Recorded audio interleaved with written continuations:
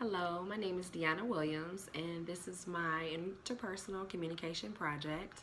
I am a student at Liberty University. This is course HSCO 508, Studies in Interpersonal Communication. Just to give you a little background information on me, I am a graduate of Wilberforce University. My undergrad is in rehabilitation. I have a deep profound love for persons with disabilities, and I am happily married. I'm a newlywed, and we have a baby daughter, and her first Christmas we're going to celebrate. We're excited about that, and she's our miracle baby. She's amazing. Moving on to slide number 3. There were many overreaching goals that I had. However, I narrowed the goals down to 3, which are communicate more effectively with friends and family, recognize that conflict can be beneficial, assist friends and family with adapting helpful techniques to resolve conflict. I am typically a communicator. I do not have a problem with talking to friends and family. However, there's always room for improvement. Stewart stated in our textbook, Building Bridges, to communicate effectively with and about 21st century families, distinguish between personal choices and respect for others. Stewart makes a very good point, because our job is to love our loved ones unconditionally, and it's not to be judgmental and judging their life choices. Their life choices range from their lifestyle, their sexual orientation, their religious beliefs, and political views. I view conflict as negative, and I try to avoid negativity at all costs. I'm a very positive person. In order to manage conflict effectively, we have to start by recognizing that it can be beneficial. There are no limitations to the benefits of conflict, such as exposing feelings. Both parties can achieve their goals, and the building of interpersonal trust can also happen. Resolving conflict requires understanding and a willingness to communicate and listen through misunderstandings with others, which happens quite often because conflict occurs on a regular basis. So I believe that if people have helpful tools to just resolve their issues, then they could be a lot happier and have better relationships with their loved ones. Throughout the course, I've used various tools to help others work out their conflicts through interpersonal communication to enlarge their conversation with one another. Some of the techniques that I've used are from Why Don't We Listen Better, which has a lot of good techniques. Number 1 is to acknowledge. Number 2 is to own your own feelings. Number 4 is to interrupt. Number 14 is to interrupt. Number 22 is expectations of anger. All of these are very helpful. And as a Christian counselor, I always want to display the love of Christ in my actions, both professionally and personally.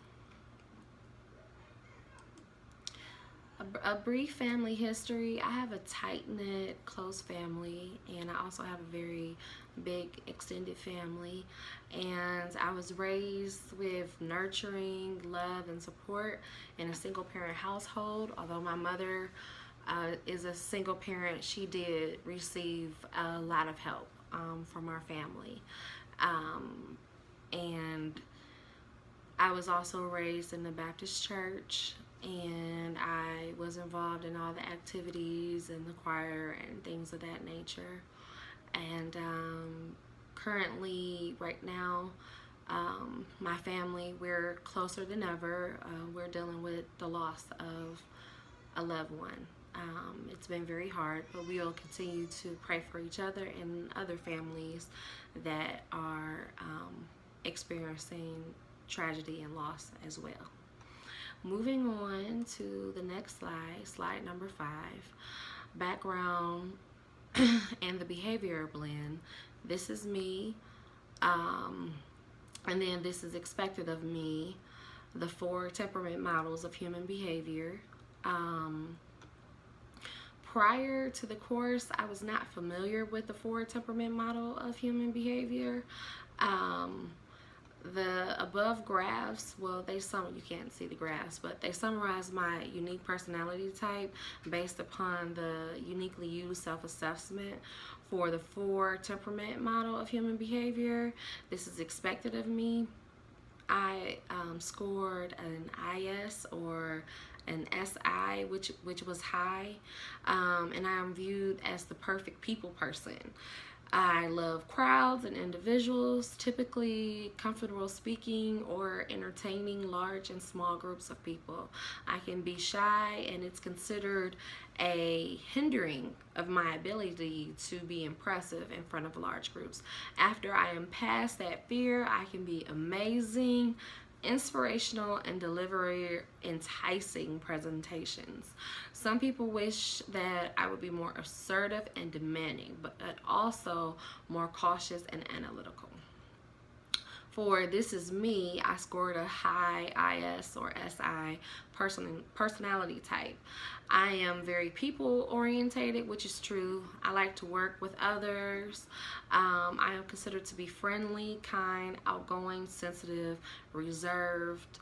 There were actually a lot of similar characteristics from the assessment, which was quite interesting. Other characteristics are standing out or blending into a crowd if I choose, that I'm very energetic, expressive, too tolerant and forgiving. As a result of my negotiating, communication, and relational skills, I am great at resolving conflict. You can, I quoted, it said, you can sell snowballs to snowman, and you have the patience of Job when dealing with problems.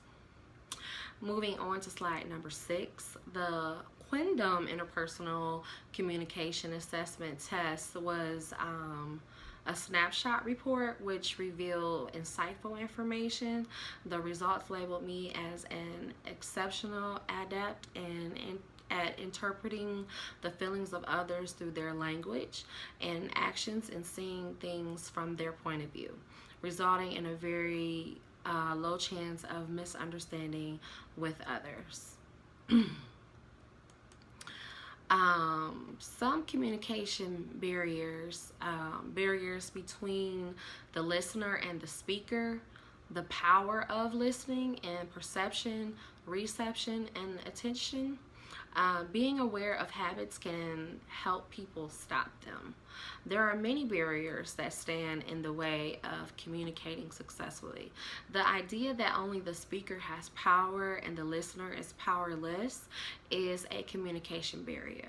Reluctance to listening is common in our society, and it's a negative view that's culturally acceptable. People learn that talking displays a false sense of authority, whereas listening is viewed as weakness and passiveness.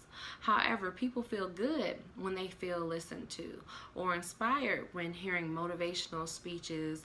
Listening correctly involves attentiveness, eye contact, acknowledgement, which is positive power. Listening is a highly selective, subjective experience. Information that conflicts with the listener's presence, ideas, and beliefs may simply be tuned out. People usually tend to have interest in a topic or be talking to someone that they like for them to listen. Moving on to slide number 8, people should listen better. Hearing what you want to hear, listening without judgment, and biased listening. Listening barriers occur when individuals hear what they desire to hear opposed to the language that is actually being communicated. This could occur because of anxiety, wishful thinking, or simply overexcitement. Biased listening is a roadblock to communication, which relates to the lack of interest of a topic, the level of depth in a conversation, and negative encounters with the speaker. This negative past experiences are held subconsciously in our heads. This results in biased listening because we aren't totally in the present with the person, because our mind goes back to whatever happened in the past. Strategies to problem solve: fixing it, listen without advising, listen more, validate more. I think that we tend to feel that well, I know I do. I want to problem solve. I want to fix people's problems. However, that is really not a good thing to do, because it's crippling to the other person, because it takes away their confidence and they feel like they're not able to solve their own problems. So it's very important to help individuals help themselves to solve their own problems, and listening more and validating more and listening without advising, taking the time to really hear what the person is saying and to not assume or to make assumptions, and validate that their feelings are real and they're understandable, because everyone wants to feel heard and understood. Slide number 10, techniques that increase listening skills are avoiding communication traps, which some are ritual listening, while other talks, ritual listeners, they prepare. And a ritual listener, which is something that I work on not to do, is it seems like friendly listening, but that's not exactly what it is. The person is listening, but they're waiting for the other person to make their point.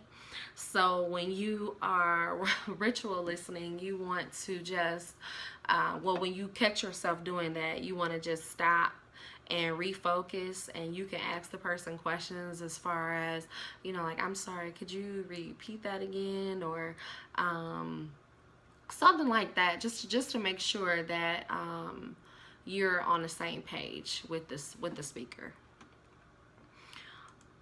Resources and strategies to remember are reversal of communication traps.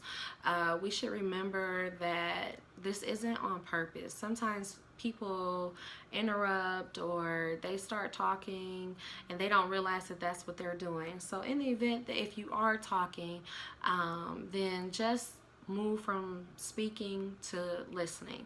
And then once you move from speaking to listening, and the person has communicated their point, then switch gears and go back to the initial point that you were trying to make. Slide number 12. What is mindful listening? One-pointed concentration, interpersonal quality communication, wide spectrum of listening skills, and the mind and body work together to communicate. Mindful listening is a special type of listening. It can be applied to different kinds of listening, including information seeking, processing, evaluating, small tasks, compassionate, therapeutic, and empathetic listening. Slide number 14, slide number 13. Plan of action: self-awareness, professional development and success, listening and interpersonal power, increased levels of listening, avoid indecisiveness. Those are some things that I'm certainly working on. In a professional setting, it's important to listen to your coworkers, superiors, as well as it's important for the boss to listen to issues, ideas, suggestions, insight, in order to progress and to experience continued success and forward movement production. In fact, effective listening can reduce stress and tension because people are able to vent and get their feelings out.